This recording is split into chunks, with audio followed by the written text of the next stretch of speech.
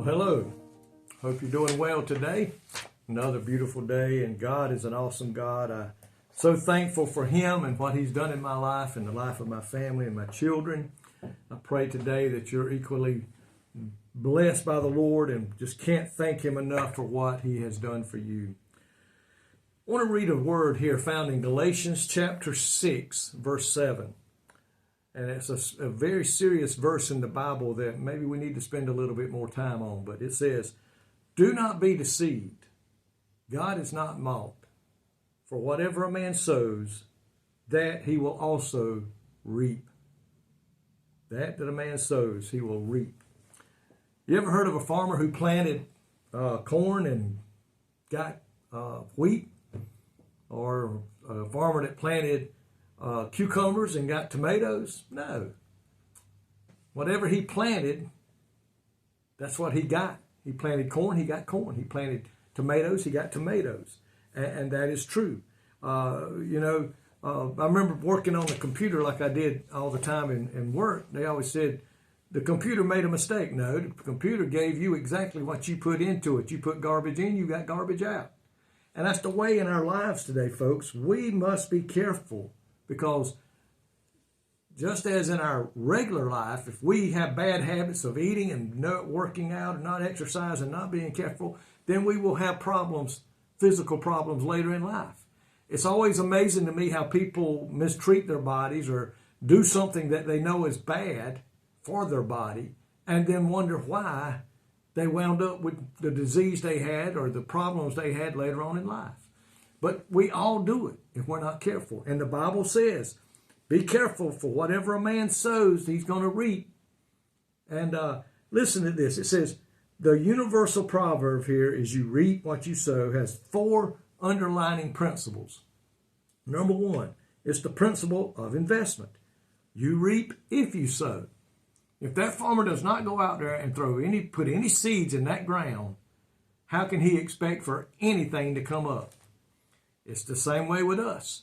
If we never read our Bible, if we never spend time in prayer, and we only go to church when we have nothing else to do, how can you expect God to bless you?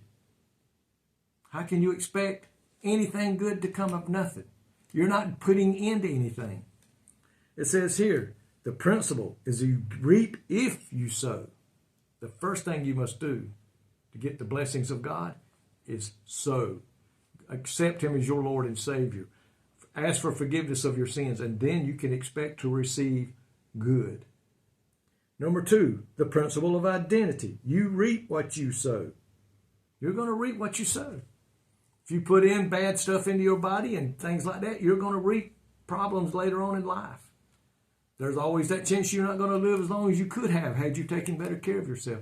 And there's going to be that thing about some people don't want to pray to God until they have a bad need or they're in a hurt, and then too late. God said His ears are always listening for the righteous, but are far away from the evil. People that don't serve God, that don't know Him as Lord and Savior, He will not answer your prayer. There's no ifs, ands, or buts about that. It is in the Word of God.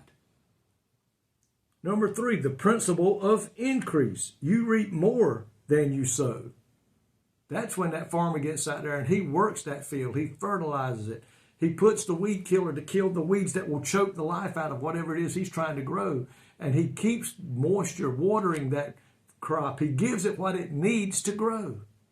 And you know what we do in our spiritual life? When we serve God, when we worship God, and we give to God, as He says in His Word of God, we can expect to see growth. You just throw seeds out there, but the worms are going to get them. The birds are going to get them. If you just put them in the ground and walk away from them, they'll die in that ground, or they may come up a little bit, but with no added nutrients, they will fall short of what you're expecting. Same way with our spiritual life and our physical life. It says here the principle of interval. You reap later than you sow. Although Satan is the ultimate deceiver, we can deceive ourselves and mock God when we knowingly sin and act as if there's no penalty. Folks, listen.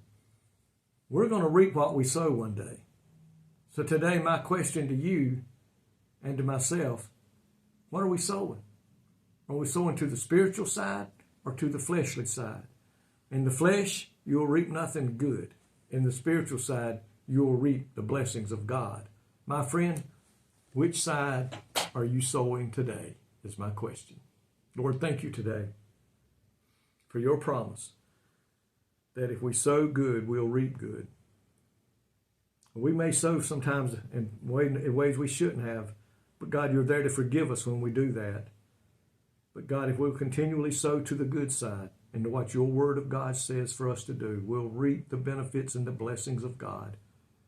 And Lord, we thank you for that today in Jesus' name. Folks, I pray today that you're reaping to the good side. You're reaping toward God and his blessings today. May God richly bless you is my prayer.